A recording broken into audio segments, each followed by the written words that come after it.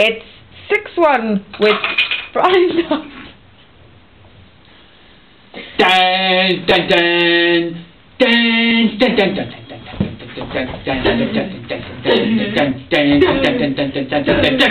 dun. Good evening and welcome to 6-1. The headlines this lunchtime.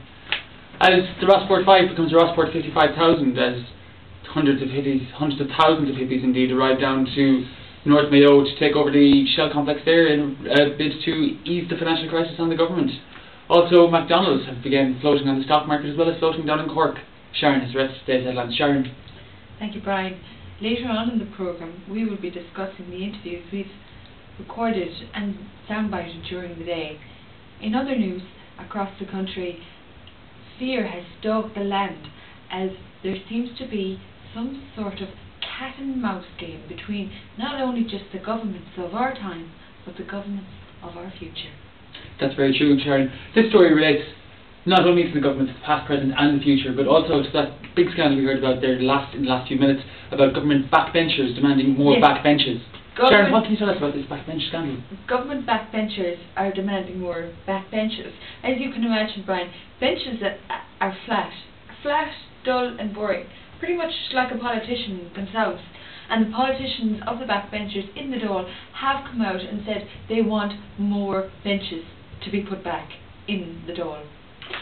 We heard earlier on for our correspondent Dave McCullough, who's had absolutely nothing to say about it that was relevant to the issue. He kept talking about NAMA. As we all know, we're sick of talking about NAMA, so we're going to continue talking about the backbenches, which we find a lot more interesting. Sharon? Well, David Davenpower has been talking to us earlier live on the programme at the moment, and he has said that the best way forward for the backbenches would be to benchmark them against the NAMA proposition.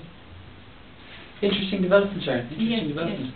We'll now move to that other story about the M1 motorway being turned into canal because of the floods. Sharon, what's going on down the M1? Well, Brian, the floods have hit us.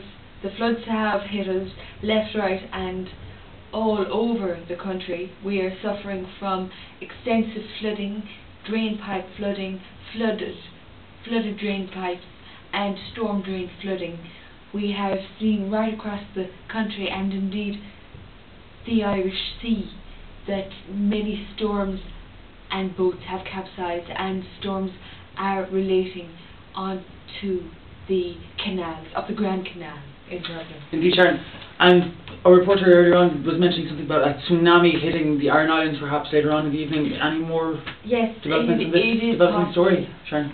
Well, as you know, the Iron Islands have geographically been cut off from a natural disaster, but there's more to come. As we know, at the fort of Doonangus was actually circular carbon dating done by a carbon dating geologist has found that yes, the sea has eroded during the storms of the late 1300s. More for this, we will be joined in studio, on the air, in the programme, during the show, but after the break. Of course, Sharon, and as we all know, we wouldn't even know Doonangus was there unless McDonald's had opened up their store there and begun their excavations to build the foundations. Sharon, what else has McDonald's found on the Iron Islands? Well, McDonald's has found that the sheep and the cattle are too rich and too good to be used